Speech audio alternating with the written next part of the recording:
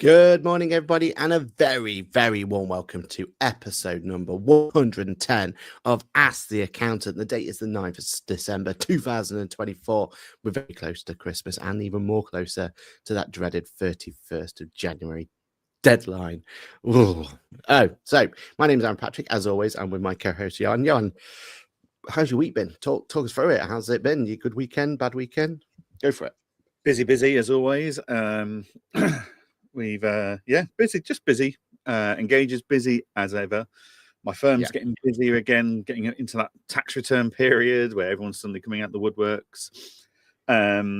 Interestingly, so we've had a spike in our inquiries about financial due diligence for acquisitions.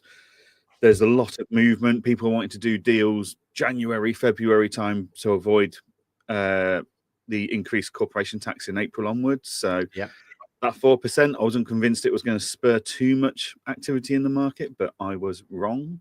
It's huge numbers, right? Like people are losing out big time if they don't get the deal over the line. And on £1 million is not a small number, is it? Yeah. So did that Friday. I was there and back again in London, Richmond, speaking for a business coach called Jonathan J. Spoke to 93 of his members Friday afternoon about the importance of financial due diligence, what they're looking for on a set of accounts, blah, blah, blah. And then I sat and watched McLaren win the first Constructors' Championship since 1998, which was just fantastic. I suppose, Aaron, that gives you hope that even after so long, if they can win that, does that mean QuickBooks could win Bookkeeping Software of the Year at the ICB Luca Award? I mean, there's anything possible now, right? Like, let's possible. Yeah. You just what's the time frames we've got to work towards? Is it 30 years? Did you say? It'll be absolutely fine. 26 years. 26 years. That's it. You're not very far into a very long, painful stretch. Exactly. It was a good week. Lots of interesting stuff going on as always. But how about yourself? How's it going your end? Yeah, very good, very good. I'm in London today, so we're in Canary Wharf of all places. Celebrated the McLaren victory in style by drinking a papaya based cocktail at Dishoom. So that was absolutely lovely. So we love this hotel here. It's right next to a Dishoom. And if you've never been to a Dishoom, please find a way to get there. Hucknall, Crunny, or whatever it is, get yourself down to Dishoom. Dishoom is absolutely the place to be. But I got myself over to Dishoom because we're here. Last night it should have been. We went over to the O2. Have you watched the Taskmaster, Johann, at all ever? Yeah, Claire's quite a fan of it. I'm not such a fan of it. Organised fun. I don't like being involved. I don't particularly like observing it either. But well, little Alex Horn from there, right? The guy that's the assistant to the Taskmaster. Well, he also has his own comedy show, band, whatever you want to call it, called the Horn Section, and they do a Christmas little shindig where they do some Christmas music, and they've got, but it's all comedy based, so all the words that change around, all that sort of stuff. It's absolutely brilliant.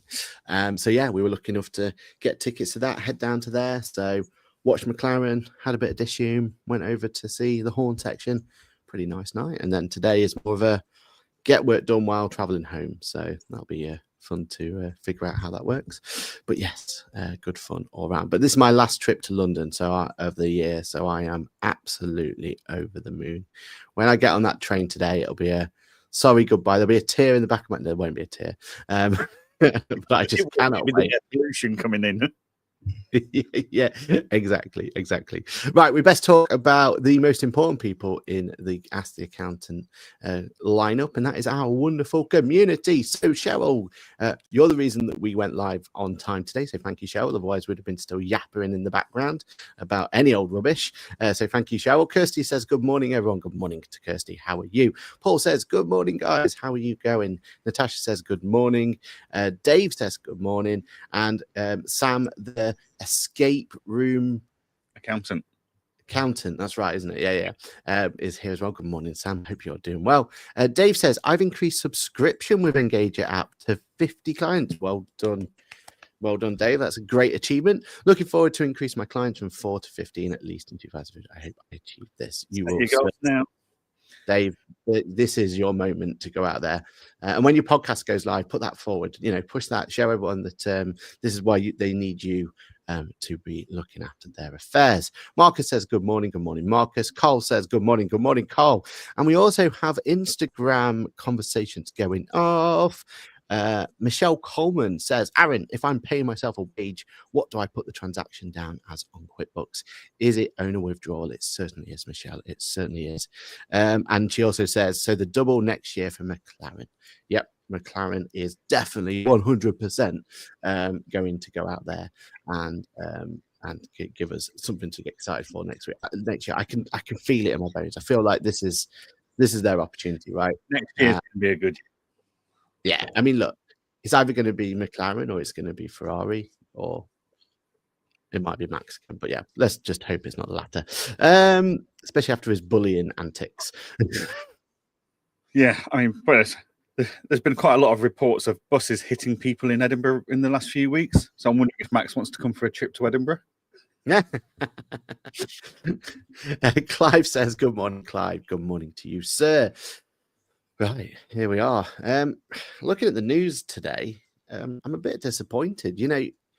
We normally kind of end on a bit of a high, don't we? Big news to talk about, bit of excitement to go through there, but there's not really been that much to talk about. We've got plenty to talk about. We always find something, right? There's always something for us to bring to the table. And I've got a feeling this one might be a little bit controversial as well, which is what everybody likes. So that's good.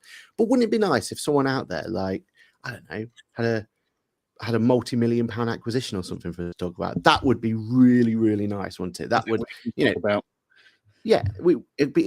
give us an opportunity to really end it on a high. We could talk about it, especially, if it's, a solution that's getting quite negative reviews at the moment, negative people are talking about it, we could put a positive spin on it for once. That'd be amazing, right? Because I generally think that, if there was an acquisition going out there, I could generally see some real positivity out of this one.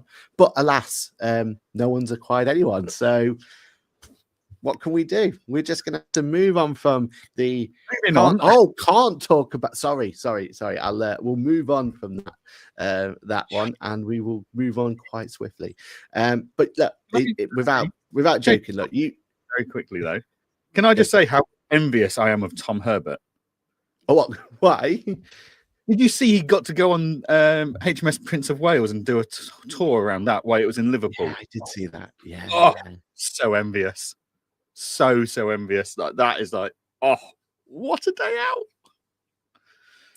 That is pretty cool. And he's got a role as well. Wasn't he talking to, I forget what minister it was, but he was talking to one of the ministers. He's had a busy diary for the build up to Christmas. Yeah. I bet he can't wait to just say, right, that's it. I'm not leaving. It's Bristol, isn't it? His area. I'm not leaving Bristol. That's it. I'm driving home for Christmas. That's it. I'm done. I just have my gong now, my AI gong from my own home, and ding, everyone's happy. So yeah, that's the. Yeah, I'm sure he definitely deserves a well-earned break over Christmas over that one. But in all seriousness, though, like, there's no reason for us to add any element to what may or may not be happening in the world. That's all happened in terms of potential acquisitions, potential not. But just rest assured, as you all know, if there was something worthwhile talking about, we would talk about it, right? So if we can read into that, what we read into, but even if we couldn't, if it was worthwhile, we would talk about it, right? Like, that's how we would do it. Juliet McKenna's here as well. Good morning, Juliet. Good morning to you. And Hamilton for DC next season, if we can extract that pace from Leclerc and Sainz have had this season. Oh, wouldn't it be so romantic if that did happen, right? Like, he goes over, he gets that. Well, he should already have an 8th. He gets that 9th title. Well, in my eyes, it should be his 10th title, but hey, a little bit biased. If he could do that in a Ferrari, I think that's a fitting end towards a career, right? And maybe multiple championships in a Ferrari. What was that? It's the type of thing you make a film about that. Exactly. They'd have to scrap that F1 film and just show his what you got. I tell you what, that Drive to Survive would be very popular that year, wouldn't it? Let's put it that way. Sue Green is there. Good morning, Sue. Hope you are doing well. And then Stephanie says, good morning. Good morning, Stephanie. Hope you are doing well. 9th. It is 9th. Wow. I wish. Again, it should be 10th. It shouldn't have like. He should have been the youngest ever. What do you call it? Yeah, that whole moment where he just went around that one corner and he beached himself. If he hadn't beached himself, ask the accountant, not ask the F1 pundit. So let's move on. Otherwise, we'll be here all day. All right, so we skip that topic, and then we talk about Briefcase. Briefcase gets. Oh, we got another. Whoa, we got another F1 comment here. So my little Lando getting construction championship. Lando hat goes back on again then. Yeah, no, I'm really, really, really proud of it. It was look, one last bit on it. What a race just to see him absolutely go there. Leclerc coming through from the back. I just had it all. Hamilton almost getting on the podium at the end. Yeah, we absolutely loved it. Right then, let's move on to it. So Briefcase got £3 million worth of investment thrown at them, which is great to see. Briefcase is definitely one of those solutions where, let's be completely honest, we're not 100% sure what it can or can't do yet, but they're in that early stages of creating something and cooking something in the background. I like to see at this point that they're little chefs in the back of the room and they're cooking up a little masterpiece for us all to enjoy. I've had a little demo with them, went really well in what they can do and everything else, but they're not ready for QuickBooks. What is it? Just yet. Well, they are the opportunity to do month end is what I'm really excited about. I think they do. The demo they showed me was a lot more. It was more to do with kind of their AI extraction of documents and all that sort of stuff to bring in, OCR, but OCR on new way of looking at it. But they definitely showed me, or they showed glimpses of the fact that there is that opportunity to have that whole month end to be fully AI driven. And I think that's really, really, really exciting. The ability to kind of see your client, see what options need to be done, extract data directly in there, not having to jump between solutions, all that sort of stuff. Like, no one's really nailed that for small businesses. No one has even touched it, have they? Like, there's people out there that try and do like month end stuff like Mayday and stuff, but they are really focused on your big boys. They're focused on the bigger companies and stuff. And no one's really nailed that to the point that that's why the bookkeeping review option in QuickBooks is actually, and softwares like Xenon and stuff, about the best we can get. Now, don't take that in a bad way for Xenon and stuff, because what they do is incredible. Yeah, but it's not the month end process and documentation and monthly journals and stuff like that. It's just an insight to give us our house scores. No one's really nailed that for small businesses yet. I remember when we first started Buffett's, that was the one area we just had to build ourselves, and it's crude, right? It's Google Sheets, it's connecting Google. You used to use a solution that used to connect Google and QuickBooks together, and they used to work really well together. I don't talk about that solution anymore, but there used to be a really good solution, and it's still there, that you can connect the two together, and you could then start building your own month-end solutions, right? And bring that sort of stuff in, but it's really crude. It's all based on Google Sheets. Like, that's not a sustainable solution that you can build on, right? That you can keep adding on. And it's not the future. I keep telling you. But sometimes you just got to use the tools in front of you, right? If you don't have another tool, then you've got to use that tool. And that's definitely where I was in my kind of, and we still use it. We're obviously looking for something else to power the back end now, based on what's happened. But it would be great if a solution like Briefcase or one of the ones coming out would be able to do that for us, and that could be the one that we do. Because one thing I strongly believe in is that one of the biggest problems holding you back as building your practice is replicating yourself, isn't it? Like, if you had multiple of you, growth wouldn't be a problem, right? Poor world. But if you built it around the way that you want to build it, if you got passion on, wanting to make sure that month end was as clean as possible, for example, and that's what your skill set is that meticulous, like, I want this to balance and that to balance and this to balance and that to balance. Making yourself, duplicating yourself is so difficult. So you need process, you need controls, you need solutions, you need systems to get you there. And we never had that for month end, have we? Like we've always had not in any software solution, really. Yeah, we've just had solutions where, and I think if you really did go to town and you kind of like got a bit of this and a bit of that and connected this and connected that, you could Frankenstein it together, and you could probably get to do that Frankenstein build is worth the efficiency you may or may not get afterwards. And we all know the more you Frankenstein something, the more opportunity something goes wrong. Exactly. And ultimately, who suffers from this is your client, right? Because there's that one client who might, that month end didn't get done correctly or something. There's always that. There's you put yourself at risk, don't you, to some control failing somewhere, and you basically giving your client a bit of a shocking service, and that's not what we're here to do. So let's hope this is that sort of idea. Based on what I've seen, it looks like they, that's what they're aiming for. Is there a reason why this has never been done before? Right, this is, I suppose that's what we're going to find out, isn't it? Like they've got the funding. They seem to be extremely customizable, because one thing I've learned from my time at Engager is every firm does it all slightly differently. The end goal, the end outcome is always the same, give or take a little bit, but actually the whole process, that's really personal and bespoke, and you need to give them that. Every firm that uses your software, the ability to customize it as close to their process as possible, without going, you're wrong. You need to change your process and do it this way. Because who are we to say if they're right or wrong, right? Like just because it's worked for us in however many times we've done it.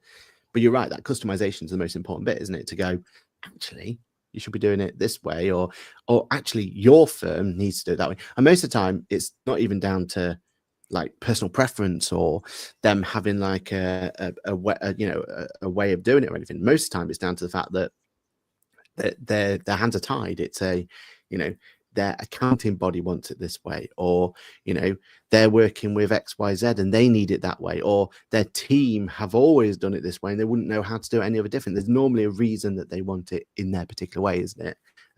Because I know sometimes the easiest solution is go, well, just do it this way, that the system was built to do it this way.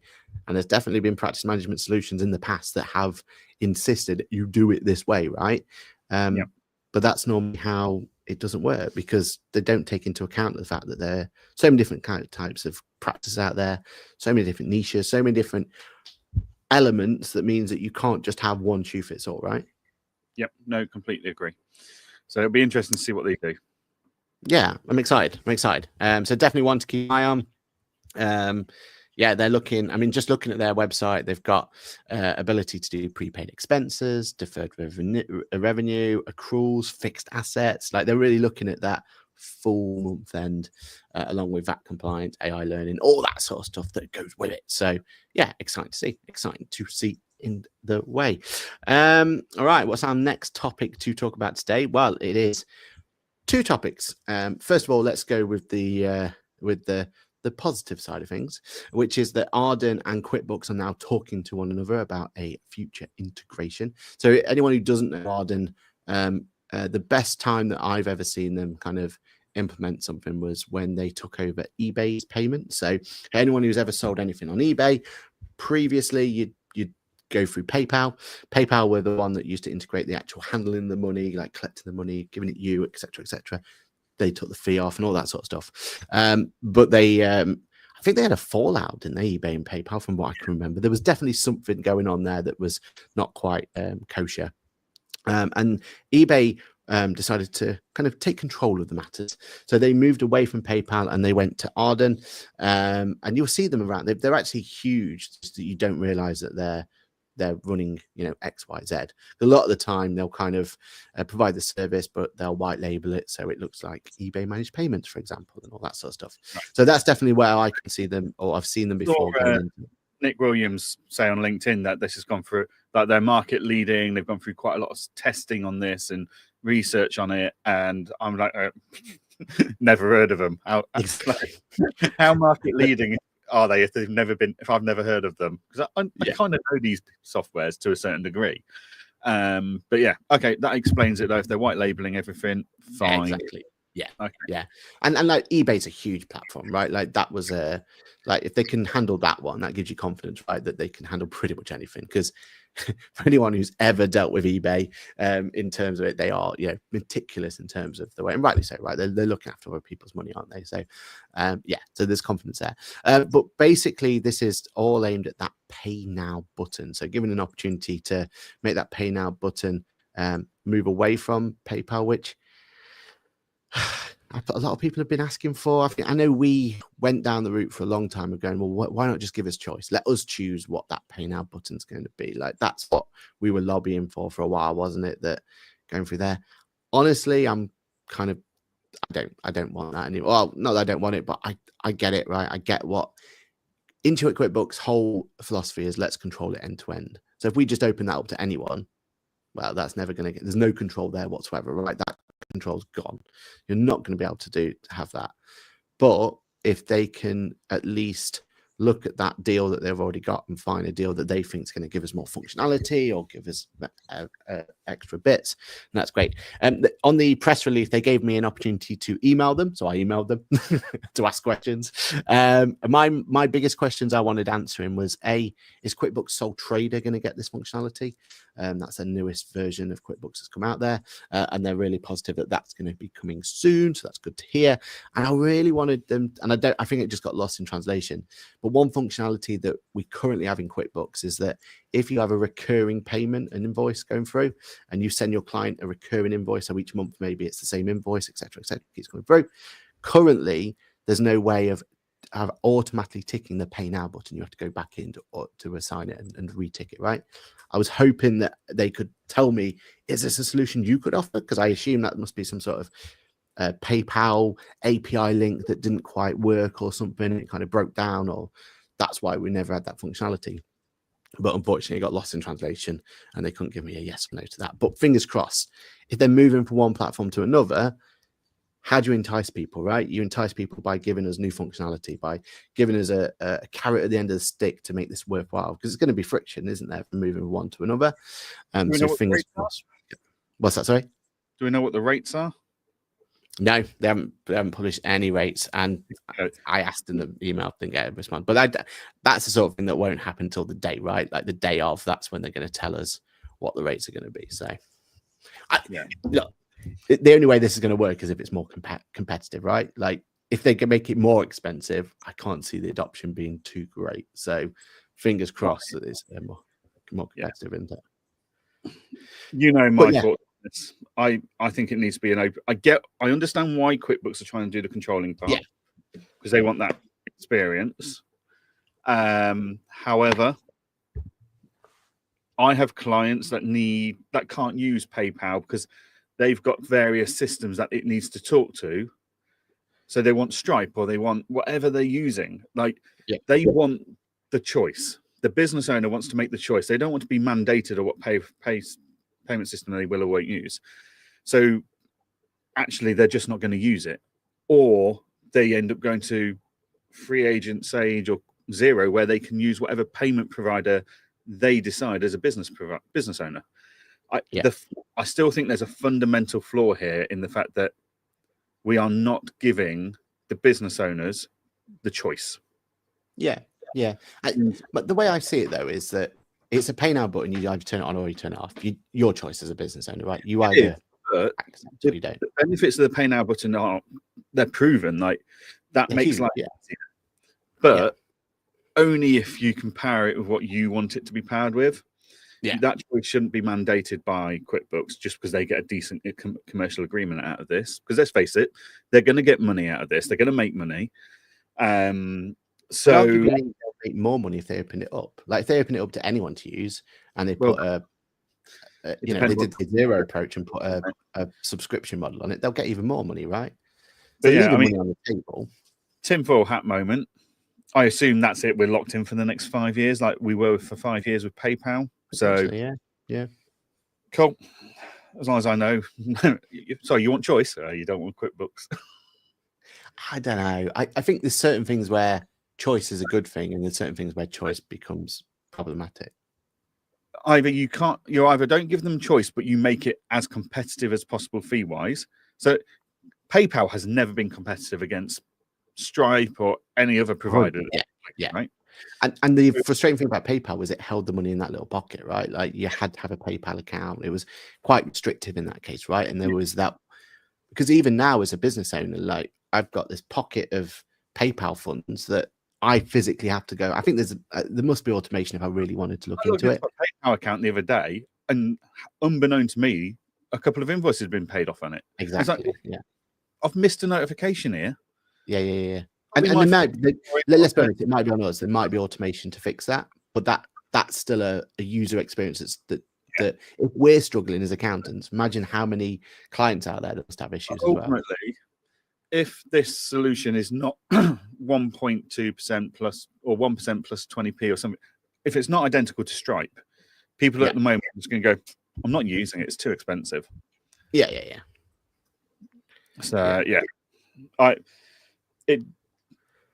they've not changed based on all the feedback that I've put in, and I know many other people have put in. They've not changed their approach, and that's frustrating. So, but I think ultimately the idea that let's make sure this works, we can get behind, because if this didn't work, if this was a failure rate of 0.2%, then it's not good enough, right? Like it has to be 100% working. This is people getting money in, and I'm using other platforms get them to test it. Like that's the first obstacle. And as per usual, announced it and not told us what the pricing is. Yeah, exactly. But it's the other approach is you just open this up to anyone, and if there's a problem, you what? Sorry, like everybody else does. Yeah. But the downside of that is if there's a problem, who's at fault? Because and even like any commercial agreement that's there, like if there's a problem, it's got to be, well, it's either the solution that you're using now or it's the provider that's making it, right? And if you just open it up to anyone, you can't control that. So at least this way, if there's a problem, QuickBooks will own it and QuickBooks will fix it. Like they don't pass the buck, and that's what you've got. It's that Apple approach, isn't it? It's their ecosystem. It's if there's a problem, they'll fix it. That's why they said they don't want to open up to third-party apps. Okay, hang on. Here's an interesting point then. Yeah. So QuickBooks is mandating if you want Pay Now powered, you've got to use PayPal today and whatever this solution's called next. Right. When Apple do that on their devices, the EU turn around and go, no. Yeah. That is anti-competitiveness. You will pay a fine and you will open it up to everybody. How long until the EU go, no? Like that button has to be open to PayPal. Like all the iOS 18 updates now, I can choose what app is powering my phone, like the phone calls I make by default. I can choose my email provider by default, my web browser by default, my wallet. Like if I was mental and I didn't want to use Apple Pay, I could have Google Pay or Samsung Pay, download them from the App Store and make that my default solution. If I was really on the cusp of that padded room kind of approach. But so that's been done because the EU have said it's anti-competitive. How long until someone turns around and goes to QuickBooks, no? But how long until Xero grass them up to someone go, that thing you did for Apple? These guys are up to it, are at it at the same time. But I would argue though that I don't know if we got a better experience from the Apple side of things, because all it's done now is delayed launches for us. So we've had to wait longer for certain solutions, right? And we're going to continue to wait longer now because they've got to pass it through the EU law, blah, blah, blah, blah, blah.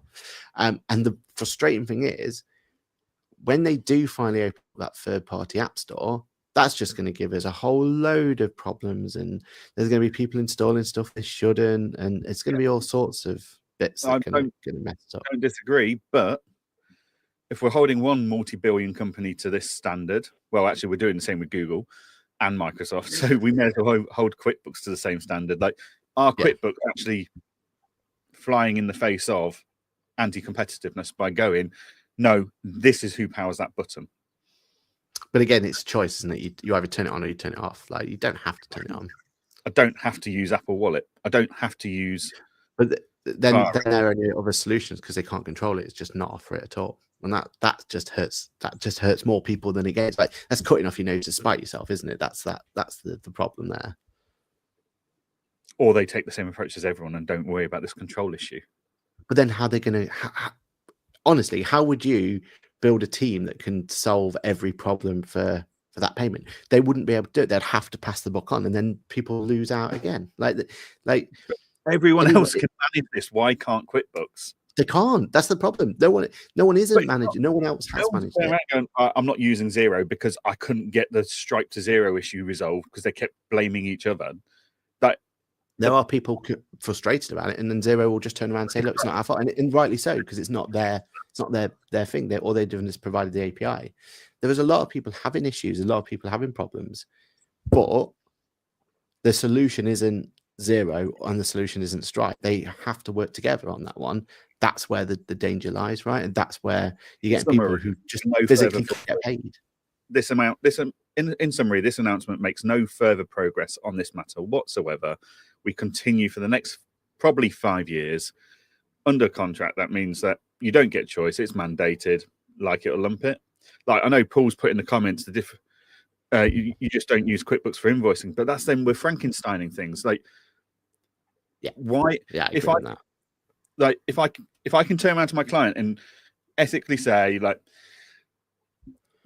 I have to say, if you don't want to use this payment provider, the payment provider you want to use actually is embeddable in the Pay Now button and all of these other FMS solutions, then why would they use QuickBooks? Like, I don't want to have to Frankenstein it.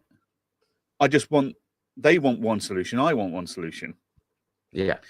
I may decide to Frankenstein it with someone like Adfin, okay? Because I don't want my clients to have access to their QuickBooks account because they just make a mess, for example. At which point, fine, I can Frankenstein it through by APIs and generating invoices in Adfin. That pushes through into QuickBooks, great. But if it's purely that we're having to decide on, does the Pay Now button work with a company that client wants to work with, then I'd have to say, well, no, and you'll need to go and choose another provider that does. But isn't this like the most sensitive? This is you getting paid, right? I get your wanting to give choice in, but sometimes choice isn't a good thing. Like my car, right? I have an opportunity to use my app and I could unlock my car through there, right? Sounds like a great solution, right? But that's a choice. I either choose to use that or don't. With my car, I've chosen not to use it because they have right, which is a sorry? You've got an alternative option in the form of a key, which is equally as you've got an alternative option here. Whereas you give the bank details, they pay you manually. Exactly the same. A key is the same, right? This is about having it being really, really simple and slick. But I've chosen not to do this because Volkswagen have put a subscription charge on it, right? They will charge you, I don't think it's much, but they'll charge you X amount. And out of principle, I'm like, as much as that sounds like a cool solution, as much as I like that idea, I'm not going to pay for it to do that. But the alternative is that they open that up and anyone can have access to that key and any third party could create it, right? I'm not going to give that. I'm not going to be comfortable letting any third party have access to that sensitive information. So my choice is either I'm like a heathen, I go and use the key that's in my pocket to actually open the door of my thing. Ridiculous, right? But I'm having to use a key to open the door. Or as a heathen, I could ask my client to pay me via bank details and bank transfers and all that sort of stuff. That's a choice of mine. Or I choose let's be sensible about this. Let's make sure that relationship and that I'm not open up to people stealing my car or stealing my details or anything, whatever that analogy goes for. That's what this is all about. And I think sometimes, like this Apple one, I don't want the Apple to open up to third-party apps. I don't want that. I don't want a third-party store on here. I like the fact that this is safe and secure. I like the fact that when I, tell my nana to use an iPad, I can be confident that she's not going to have any problems, right? You open it up to third parties, She's going to be clicking links. She's going to be opening things. It's going to ask her to do this. And you can see where it's going to go, right? That experience is going to be tainted for her. No, I get it. And I think we summarize it of, I don't feel this is any kind of progress whatsoever. If anything, we're stuck where we were 5 years ago. You agree in principle with the concept and direction they've taken. I think it's going to come down to the costs. I think that's going to sink your ship, because it will not be as cheap as Stripe and alternative providers. Okay. And I don't think they're going to provide the same. I could be wrong, but is that pay now button then going to have open banking, Apple Pay, Google Pay, credit and debit card? It's going to have all of that, is it? Yeah, it's already been on the press release. Okay, so yeah, let's see what the commercials are when they come out. But at this moment in time, we don't agree on the. And yeah, you're right. I mean, it will live or die by the commercials of the adoption for it. But for me personally, I want to see extra functionality out of this. That's what I want to see. I don't want another, I don't want it to go to another pocket. Don't want anything like that. I want to see, let's make the experience. We'll see. Cool. Let's talk about a topic we both agree on. Well, yeah. And not only us, I think Kirsty might agree on as well. A little sneak preview. Do you want to talk it through your end, and then we'll go through? I mean, yeah. So there's a solution on the market where clients can get paid their VAT refunds within 24 hours of filing, and that solution is a financing company lending the money in effect for a short period of time, and HMRC paying the refund to them. Yeah. Fine. Is it fine? But yeah. Well, so that is what this is. It's the same principle as buy now, pay later, payday loans, etc. I think it is unethical. I think it is taking advantage of people at their weakest point and making money out of them, when in theory, payday loans is a good solution to a temporary problem. But we all know it's not managed properly, it's not dealt with ethically, and that's why payday loans don't exist anymore. There is a reason I don't offer buy now, pay later over 3 months or anything, which I could do with some solutions if I wanted to for my invoices. I don't think it's the right thing to advise anyone to do, because it's getting them into more trouble financially. They're starting to pay down the makes the road worse. Yeah. If I'm going to turn around to a client and say, "Oh, you buy now, pay later," well, instead of just raising an invoice for $2,000 and getting that money straight away from a lender and the client paying more interest, I'll just send them 3 months worth of invoices over 3 months. I'd do it that way. So Free Agent earlier this year announced an integration to AdSum, where your clients can get a VAT refund paid out within 24 hours, potentially a bit more. It's not something I've set an account up with, is that AdSum, because again, I don't think it's ethical. I don't think it's the right thing to advise your clients to do. That's a personal choice. People out there are going to disagree with me, and that's absolutely fine. But with the Free Agent one, the clients, you've got to go and create an AdSum account. You link Free Agent into it. You put that pulls the information, etc. Yeah. That gives me a level of control. What QuickBooks launched last week, with no warning, my understanding is even the Accounting Council, which I'm no longer part of and haven't been for nearly a year now, was even briefed on this.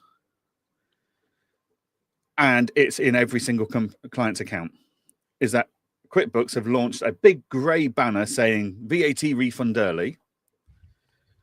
There's no it's really clickbaity.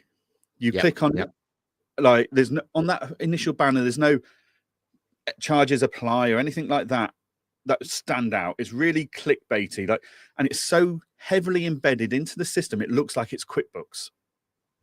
There's no reference on that banner saying powered by so-and-so.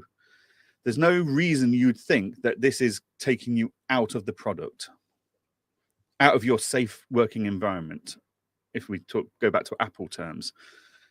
I've not seen any blogs. I've not seen any emails about this product. And I've not got the option to prevent it from showing up to my clients. So we've taken a product that is going to split the room 50-50 probably, and whether it's ethical to offer it or not. I doubt it's 50-50, but yeah. And put it straight in front of our clients without any input from us or control from us.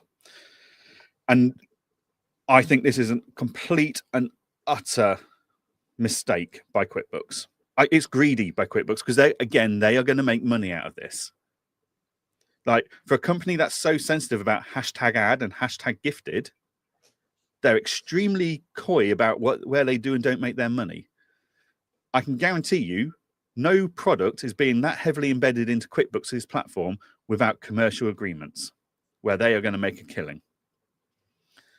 So, if people use the solution, they will. But yeah, but it's just, it looks awful. Like, it looks clickbaity, it looks spammy, it looks. Yeah. So regardless of whether you feel this payment solution of cash flowing solution is ethically right or not, the way QuickBooks have delivered it is fundamentally flawed and wrong, in my opinion, and should never have happened.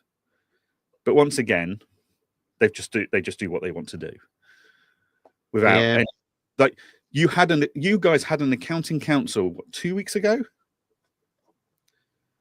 From what I've asked around, it wasn't discussed once there.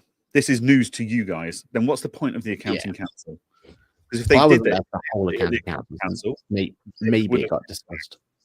Yeah. Like, I wasn't part of the whole accounting council, so maybe it got discussed. But yeah, like you said, Kirsty's in the comments. Kirsty, can you let us know if this was discussed in the accounting council? I know you were there. Yeah. But yeah, there's some NDAs and stuff, isn't there? But I think ultimately you're right. Like, this is not what we need and should be seeing. I can sense a cease and desist coming in the post. But I do feel like this is the sort of thing where we need to take a step back and just ask before implementing, because this is definitely something where, as accountants, like, QuickBooks is one of their things is an Intuit thing is win the hearts and mind of accountants and bookkeepers, right? Like, that's what they want to do. That's how they sell the product. Like, you talk about commercial agreements, you talk about finding ways to appease the shareholders. Let's be honest, like, every business is there to appease the shareholders, right?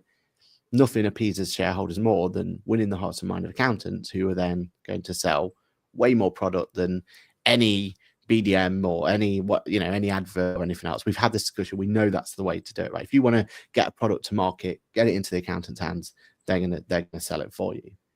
This won't help. So this is going to have another negative effect on the relationship between accountants and. I have said this before, and I keep telling QuickBooks this. We know for a fact that QuickBooks have the ability to go, right, we're going to roll this out to people that don't have accountants and bookkeepers linked to their accounts. Now, I know there's a grey space here where the bookkeeper down the road or the accountant back down the road doesn't have a QBOA account. They're just added as a user. And that's fine. QuickBooks can't be held accountable for that.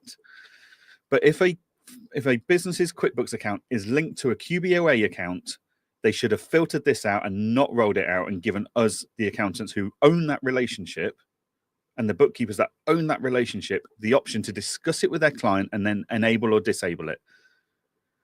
Yeah, that bit I completely agree with. Like, if they'd have given us a toggle, we should be able to sit there and go, look, there's this new feature. I'm going to tell you about it because you do get VAT refunds. But I want you to make a decision as to whether you want it enabled or not based on facts and borderline financial advice. Like, I'm not giving you financial advice. I'm telling you there's this feature. This is what it does, and this are the costs implemented, and these are the risks. You then go out and make your decision. Yeah. I mean, devil's advocate is twofold, isn't it? The first one is, this should be aimed at, like, take our client out of our client out of the equation, right? This is clearly aimed at businesses who don't have an accountant or bookkeeper associated with them, right? They don't have the opportunity to ask, right? And I know you're saying that, oh, well, you could filter it and then you could see the ones that are connected, aren't connected. The problem you've got there is not every accountant bookkeeper are brilliant, excellent. There may be some clients out there who are associated with an accountant bookkeeper. This could actually be really beneficial. I think it's very small, like we're talking minute percentages of the business population. Devil's advocate, maybe you could do some good for those people, right? And maybe there's some businesses out there that this actually could be a positive for. Me personally, I see that very unlikely, and I see that there's not many out there. But devil's advocate, maybe this banner will do some good for some, like a very small percentage of business out there. So another huge risk here that's not made clear whatsoever, right? This company are charging 2% of the VAT refund on the assumption it's going to be paid out on the 7th of the next month. I know. I think the whole point of this is you get it straight away, right? 24 hours. No, from HMRC to give that lender the money back. Yeah. I've got a client for example, 3 months ago, we filed a VAT return for him for £76,000 refund. Yeah. Completely above board. Everything's fine. And we knew for a fact, I even rang the client and said, look, this is unlike you. You're normally paying them about that. Like extreme circumstances. I said, I can guarantee you this will be flagged for an investigation. Yeah.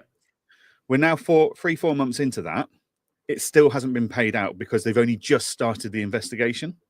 Yeah, exactly. And that's what these solutions are for, because they're born off RD claims, right? So are they only going to charge 2%?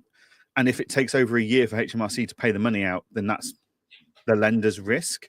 Or is it 2% assuming that payment and then you charge more interest until you actually get paid it? But that'll be part of the T&Cs, right? That'll be in there. But I haven't got any transparency on that at the moment. You've not signed up. You've not gone through the process and signed up. Yeah, they don't just give you this money. You have to sign up for it, and you have to go through the T's and C's. Resources from QuickBooks saying this is the feature we've just launched. Here's the pros and cons of using it. Like, there's no resources. There's no materials on this. When you click into the banner, there is more information there. There is a whole list of stuff that goes through there. It's the banner itself that's a problem, right? When they go past the banner, you get all the information. And then when you sign up with this company, you'll get even more information, right? So I'm not like, I think it's all 100% guaranteed it's all above board and they'll have plenty be, but it's in the small print. Yeah, but that's on everyone, right? We've got to read the small print. But yeah. The scenario you've just said there, that's exactly where this actually benefits certain people, right? They're going to take over a year to get the refund and they get the money up front, and that money could keep them afloat and keep them going for that year, right? That's where that scenario, this is that small, very small, tiny percent of people that can benefit from this. My argument about all this, though, is why connect to the FMI? We've got to stop using the word FMS, but why connect to the bookkeeping FMS solution anyway, right? Why are we doing that? Why are we forcing that down? Surely these solutions out there that do exist, and some of them are doing good for certain clients, why are they just not connecting directly to HMRC? There's API links now, there's MTD, there's all of that sort of stuff, right? They could connect directly to HMRC and get all the information they'll ever need. Why are they prying into clients' FMS? Why are they prying into trying to work that out? If a client needs this solution, they could Google it, they could ask their accountant, they could ask a forum, they've got ways of finding this, and then that solution can connect directly to HMRC and everyone's happy. Like, I don't understand why we have to complicate things. Why we open it up that, Free Agent, QuickBooks, and soon Xero and soon Sage, no doubt, are all going to open it up so that they can connect there. That's the bit I don't like. That's the bit I don't understand the benefit of. And maybe it's lack of education. Maybe it's on me. Maybe I need to be told, like, these are the benefits for connecting the two up. But for me, I just feel like it's prying and it's unnecessary. Have they updated the banner since we started talking? Because it now does have brackets, fees apply. Yeah, it always had fees apply. Okay. Always had fees apply. And if you click into the banner itself, it tells you some benefits, why choose them, 47 days saved per year, business as usual, and they talk about their fee as well. 2% but the whole anyone that's 2% fee. free agents 1% because you get an exclusive deal via free agent. But again, the free agent should be doing this, right? Let's not congratulate someone on 1%. Let's blanket ban this all the way, right? Let's not promote. Oh, well done, you've done your 1% there. But this is what the whole point is. This shouldn't be here. This shouldn't be in the FMS solution. In product. This is in. This is an integration like Next have. Or it's in the free app. agent only have a handful of API connections, right? QuickBooks not on the API list. You what, sorry? It's not. So if I go into a client's product, I click on like the apps and stuff. At the moment, it's not on that list. But they also have a one piece of paper with all their integrations on, and they're on that. So they're promoting them there. Like that's what I mean. Like. They shouldn't have promotion. They shouldn't get the airtime. Us talking about it now, other than the fact we're annoyed about it, shouldn't be there. Yeah, like I agree that there's some clients out there that this will benefit. There's going to be some clients that this is make or break for them, but we shouldn't be prying on people who, as you've already said, that are just going to get taken advantage of. That's the problem, right? Yeah. And no one should be commended for how they implement this. This should just never be implemented in any of the FMS. Because again, why not just attach directly to MTD VAT? Why not just go straight to HMRC if they want that? Because there must be some. For the last year though, that iWalker Pay integrates to all of these different solutions and offer buy now, pay later options. Like, yeah, but they have no other option, right? I wasn't happy with the ethics of that. But they don't have another option. iWalker doesn't have another solution to connect to. Yeah, iWalker don't have another solution, right? These solutions can connect directly to HMRC. They'll get, again, maybe I'm being naive here. Maybe there's something I'm missing, but surely they'll get everything they need. Because all they need to know is how much is due and when they got that money back. That's the two bits so interesting, right? I suppose the benefit of linking to the FMS solution rather than just HMRC is FMS solution. You can get the information for HMRC from it, but B, you can get they can push the journals and do the journaling for us and accounting for the interest and stuff. All right, it's a minor thing, but I understand why they've targeted the FMS solution as the platform to make money. To pry.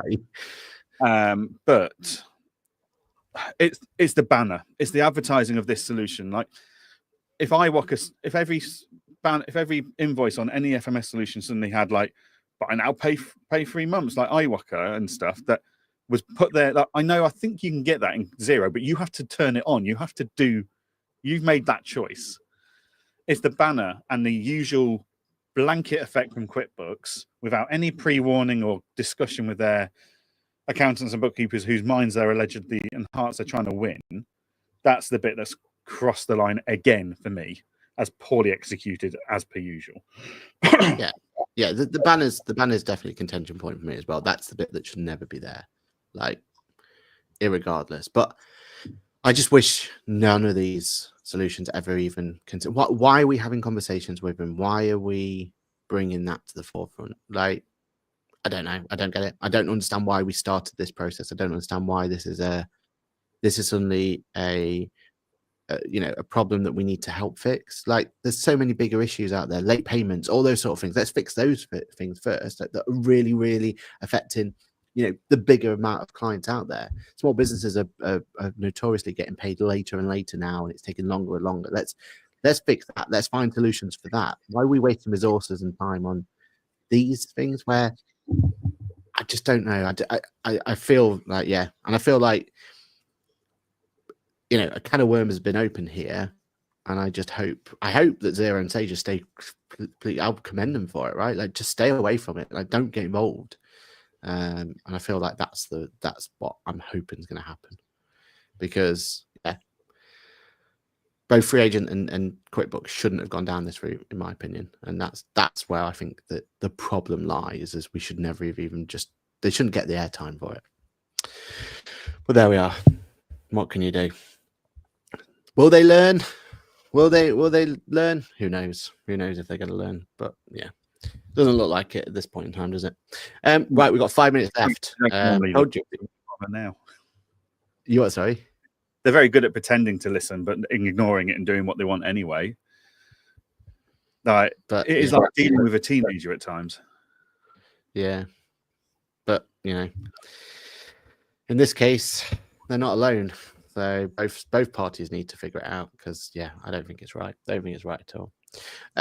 Right. We definitely can't cover all these topics we've got here. Let's talk about Hammock, some positivity there. So they have been the first landlord to be accepted in the MTD beta solution. Sorry, good news all around, right? Like, this is where MTD is going to hit quite hard with people, isn't it? So this is a good way of being able to. Landlords are the ones that are probably going to get caught out the most by this because they've never had to worry about the chances of landlords actually hitting a VAT threshold. Like, they might voluntarily register for MTD for VAT, but that's about it. Like, the concept of quarterly filing and stuff is going to be a bit foreign for them. So I don't have huge amounts of clients on Hammock because I don't have a huge amount of landlords. But the clients I do have on there is, I've never had a bad word said about Hammock from a client. They absolutely love it. So for that to now be MTD ready, that's great. Like, hopefully I'll be able to get some of my clients onto the beta and get them start understanding how that's going to work with Hammock. I'm pleased to see that. It's a statement from Hammock that they're moving in the right direction, and they're, I was always a bit dubious with Hammock because they never went for a VAT MTD, which, as I know I've just said, like, many landlords aren't impacted by it, but some that are doing a more buy, flip it, rent it maybe for a year and then sell it type thing.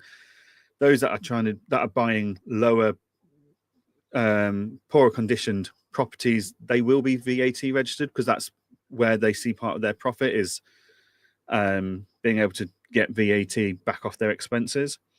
So that was always a bit of a niggle and a pain in my backside that they didn't do it. And I had to go to a landlord recently and go, look, I've got this amazing product for you, but because you're VAT registered, we can't use it. Like, because they'd seen that they came to us because one of our other landlords said, oh, these guys have got great software, use these guys. And it's just like, unfortunately, you can't use it because you're VAT registered. What was interesting was he was so impressed with Hammock, he actually deregistered for VAT. Yeah. So he could use it. But yeah, that was always a concern for me. The fact that they are now self-employed tax return, MTD, as it's now called, up and running, that's fantastic news. So yeah, really pleased to see that. Yeah, it's good news. Yeah, I don't think they need to ever go VAT with it. It's such a niche. There's only for new builds anyway, right? So they're not going to get the volume. I get it. But the fact that it'd be interesting to see what the uptake is on the beta, because I know that the government, HMRC, are struggling to get people to go into the beta. I mean, I've said before, I got kicked off the beta, right? Like, and I had rental property, so that was why I got kicked off. They aren't making a living out of being a landlord. It's a side gig. It's a side thing. It's an accidental thing where they've inherited granny's house and they're just renting it out. Yeah, like for a lot of them, I think their affairs are going to be too complicated to be on the beta for a while. So HMRC need to open it up that we can use best-in-class Hammock if that's what we want to use, but we can also use QuickBooks, Free Agent, Zero, whatever solution for our other affairs, right? And at the moment, MTD doesn't allow that. Like, it's still too typical HMRC. Like, they've not thought about it fully. They just don't understand what happens in the real world. Yeah, exactly. So I feel like for this to really help people and go forward, HMRC need to change their outlook on it first, don't they? They need to fix and that's what a beta's for. And this is what frustrates me. Like, surely people like me who want to break the system in the nicest possible way shouldn't be discouraged for coming into the beta because we're too disruptive and everything else. Because that's ultimately what they're telling me. They're like, look, you're and let's be completely honest. I don't care what my tax. I'm comfortable that I'm going to get that tax position right at the year end, right? But I'm happy to post a loss here and post a thing there, and let's post from one solution, post from another, and I'm happy to break it on my own affairs. That's fine. That's what I'm there to do. I take pride in breaking software sometimes, right? But HMRC's response was like, yeah, we don't want you to be disruptive. We just want you. Let's just find people who are nice and they can just, give us glowing reports on how it works and everything else. And it's like, well, sorry, but that's not how you're going to get this to work, right? Like, if you want adoption, if you want people to use this, we need to find those problems now, fix them now. Going forward, won't be a problem. But hey, talking to a brick wall on this point, aren't we? Yep, unfortunately so. Right, a couple of comments quickly before we finish off. Yeah, let's go back up here. Clive says, my uncle lives in Woking, love driving by McLaren every time I visit. Oh yeah, that is one place. If ever we can find a way to, get some opportunity to go and do a podcast or something, that's where it's got to be, right? Like that's number one goal was there. Find a way to get to McLaren place. Surely Pit Stop Podcast means that we own some sort of right to do a podcast. I'm not sure. Hey, we drove the McLaren during the VR thing, so does that give us any way in? Is that how it went? When I'm paying myself a wage, do I put the transaction? Yeah, we covered that one in Instagram, but yeah, that's completely right. Deadlow says, good morning. It's a new listener from the looks of it, so good morning, welcome. Maybe we should have said morning to you earlier, so apologies for that. We normally do these live, but normally we don't have such controversial topics to talk about. Paul says, been using crypto links on my QB invoice for over a year. We covered this. Yeah, it's great, but it's spammy. Spammy, exactly. What, another payment collection method for the UK? Are you getting a bit jealous over there, Clive? Kirsty says, on the VAT refund, I think that's add some. Is there a way if saying not interested? Stop telling me. Yeah, that's the thing, isn't it? Even if you press the X, it suddenly appears again. So. Yeah. The difference is you don't have to invoice in QuickBooks, just use another product that syncs with QB. Yeah, we do that with certain clients, but it's not great, is it? Mark says, morning all, good morning, Mark. External invoice is almost a given for many businesses. I have clients that couldn't work through QB invoices. Yeah, that's true. Yeah, we have clients that they just couldn't use QuickBooks either. But for those who do, you either got Johann's approach where open it all and let anyone have access to your information and have horrible experience, or my approach where you make it work from whichever works for you. Kirsty says, it wasn't. I raised it with Nick Williams. Totally agree. Should be a choice. Paul says, interestingly, 90% of my VAT clients never look at the VAT tab because we do all the filing. Well, there's a way of solving it, isn't it? Don't look at the VAT tab and you'll be absolutely fine. Agreed. Let's fix cause, not the effect. Mark says, as a percentage of a client base, I wonder how many are due refunds. Does the banner only show when there is a refund due? No, it shows at all times. And that's our problem, right? Is the fact that the analogy about getting rid of skin disease is easier than getting rid of that banner and keeping it gone. But because there's going to be some clients out there who's going to take advantage of this, have a refund that they shouldn't deserve a refund. That's my biggest concern is they go see that banner and go, what if I file I'm a bit short of cash, it's Christmas, I'll file it and then I'll sort it out in the next quarter. Yeah, exactly. Yeah. Love Lando, says Natasha. Good. That's what we want to see. And James says, if you go to Woking, can I come? We will certainly figure out how we bring as many of the asset accountant crew as we possibly can. And refunds come quite quickly anyway. Exactly. Just because that's like on the VAT refund on like the 3rd of the month, even though it's not until the 7th of the next month, it's technically due. Most refunds come within 48 hours from HMRC now anyway. Like, I don't see that. Only these contentious ones. It's same as R&D tax credits, right? It's contentious ones that this is where these solutions pry on because they'll pay them up front. And the best scenario for these companies is you don't get the refund and you have to pay it back to them. And they've just charged you interest on it. That's what they're like. That's what they're looking for. Which questions the efficacy again, doesn't it? So exactly. Let HMRC run this. Like, they'll give you interest if they're late anyway. Let them. They govern it. Yeah, there are some clients clamping down on this kind of stuff anyway. Like, oh no, you can't. You can put your accountant's bank details into your tax return, but we're still going to write to you and confirm that that's where you want the money to go. Yeah. These loopholes are closing rapidly. Let HMRC govern this.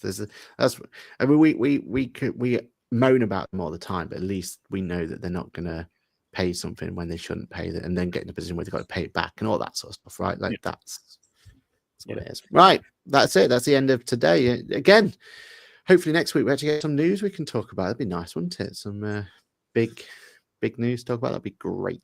But between now and then, if you do have anything you want to talk about, then don't forget to use our comments section. Talk to us on there. Reach out to us on LinkedIn. Whatever you want to do. You guys who listen each and every week are the reason we keep these microphones on. So again, thank you for all your continued support. Next week should be a good cracking one as well. And then at some point we're gonna have to do our yearly roundup, because we're getting to that point as well. So that'll be exciting, won't it? I don't think we miss any this year, do we? There's no pre-recording needed. I think we're okay. We don't. Christmas Day or anything doesn't fall on us accountants. I don't think we do miss this time. Christmas Day is on the Wednesday, so we'll be here on the 23rd, and we'll be here on the 30th. So you can't get rid of us. We can't. Yeah. You know, as much as we try, we can't. Maybe sat just drinking Baileys, eating mince pies for an hour every Monday morning, but we will be here and doing that live. Maybe that's what we do. We do a little test of who's had the best Christmas dinner. That'd be a controversial topic if ever I heard one. Right, everyone, we've already run over, so apologies for that one. Thank you very much for listening. Thank you for everyone else. Jan, have you got anything exciting planned this week? No, I'm in the office all week. I decided at 10 o'clock last night the On Point Accounting website is going to get rebuilt over the next coming weeks. And we're doing a bit of restructuring and stuff like that, because I needed something to do over the Christmas break. But last time you rebuilt your website overnight, you got some marketing person telling you off. Oh, don't I always? I'll always remember that day. You should never just rebuild it overnight. I just did. How dare I be so efficient? What do you mean it's not? I can see the LinkedIn post now. At least we'll get engagement. Yeah. At least we'll get engagement. Brilliant. All right, everyone. Thank you so much for listening, commenting, all that sort of stuff. And we will see you same time, next place, next week. Bye for now. Goodbye.